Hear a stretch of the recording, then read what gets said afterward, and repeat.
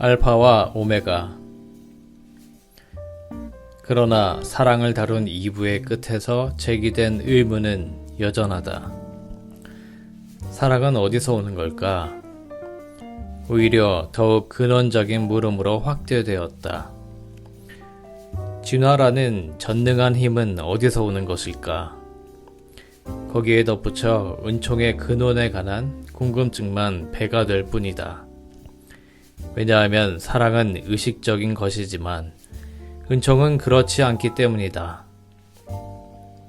인간의 의식 밖에 존재하면서 인간의 영적 성장을 돕는 이 강력한 힘은 어디에서 오는가?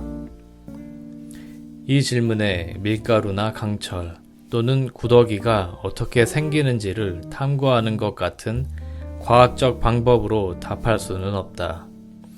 그것이 만져질 수 없어서가 아니라 현재의 과학이 설명하기엔 너무나 근원적인 질문이기 때문이다. 물론 이 질문이 과학이 해결할 수 없는 질문의 전부는 아니다. 예를 들면 우리는 전기의 특성을 정말 알고 있는가? 에너지의 근원은? 우주는?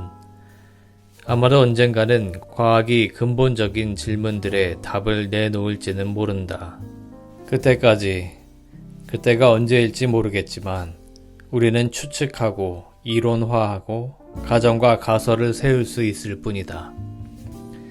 진화와 은총의 기적을 설명하기 위해 우리를 사랑하고 우리가 성숙하기를 바라는 하나님의 존재를 가정할 수 있다. 이러한 가설은 많은 사람들이 보기에 너무 단순하고 안이해 보일지도 모른다. 너무나 판타지 같고 유치하고 순진해 보일 수도 있다. 그러나 달리 어떻게 가정할 수 있을까? 터널 속 시야로 데이터를 무시하는 것은 답이 아니다. 질문하지 않으면 답을 얻을 수 없다. 이것이 비록 단순하다 해도 데이터를 검토하고 의문을 제기한 어떤 사람이라도 이보다 나은 가설은 내놓기 어려울 것이다. 다른 누군가가 나타나 더 그럴듯한 무엇을 내세우기까지는 우리는 사랑을 베푸는 하느님이라는 유치한 가설을 따르든지 이론적 공백을 두든지 둘 중 하나를 선택할 수밖에 없다. 그러나 좀 더 진지하게 생각하면 사랑의 하느님이라는 일견 단순해 보이는 관념은 결코 아니한 철학이 아님을 알 수 있다. 사랑하는 능력, 성장하고 진화하려는 열망을 하나님이 어떻든 우리에게 불어넣어 준 것이라고 상정한다면 곧이어 우리는 그 목적을 물어야 한다. 왜 하느님은 우리가 성장하기를 바라는가? 우리는 무엇을 향해 성장하는 걸까? 진화의 목적, 정착지는 어디일까? 하느님이 우리에게 바라는 것은 무엇인가? 신학적인 세부 사항을 다루는 것은 이 책의 목적이 아니다. 내가 올바른 추측에 근거한 신학의 모든 자격 요건을 지나치더라도 용서하시길 바란다. 아무리 조심스럽게 접근하더라도 사랑을 베푸는 하느님이란 존재를 가정하고 그것을 진지하게 탐구하다 보면 결국은 한 가지 무서운 결론에 이른다. 하느님이 바라는 것은 우리가 하느님과 같아지는 것이다. 우리는 하느님의 경지를 향해 나아가는 것이다. 하느님이 곧 진화의 목적이다. 하느님이 바로 진화시키는 힘의 원천이자 도착지인 것이다. 이것이 바로 우리가 하나님은 알파며 오메가라고 말하는 의미다. 하나님은 시작이자 끝이다. 무서운 생각이라고 말했지만 그것은 그래도 다소 온건한 표현이다.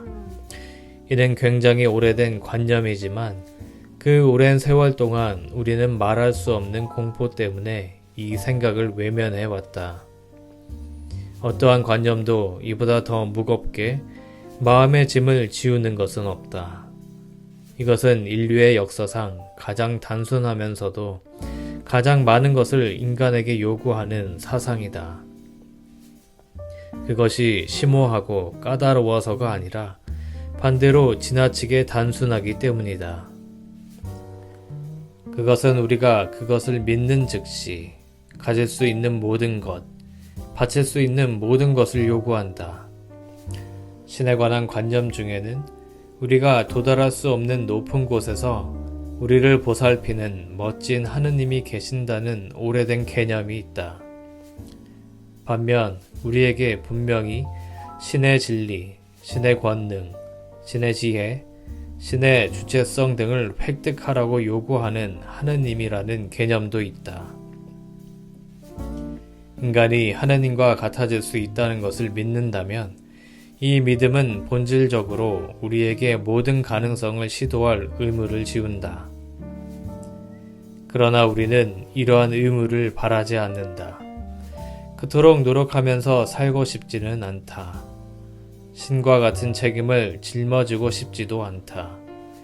언제나 모든 것을 생각해야 하는 책임을 지고 싶지 않은 것이다. 인간이 신처럼 되는 것은 불가능하다고 생각해 버리기만 하면 영적 성장을 근심할 필요도, 우리 자신의 의식 수준을 높이려고 애쓸 필요도, 사랑을 실천할 필요도 없다. 그냥 되는 대로 주어진 인간으로 지내면 되는 것이다.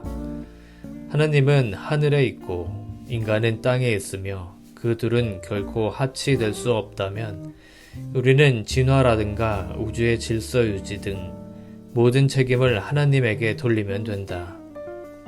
자기 몫을 다한 다음 행복하고 건강한 자녀와 손자, 손녀들과 더불어 안락하고 편안한 노후를 즐기면 그뿐이다. 그 이상의 일로 스스로를 괴롭힐 필요가 없다. 물론 이런 목표가 성취하기 쉬운 것은 아니며 절대로 가볍게 볼 일도 아니다.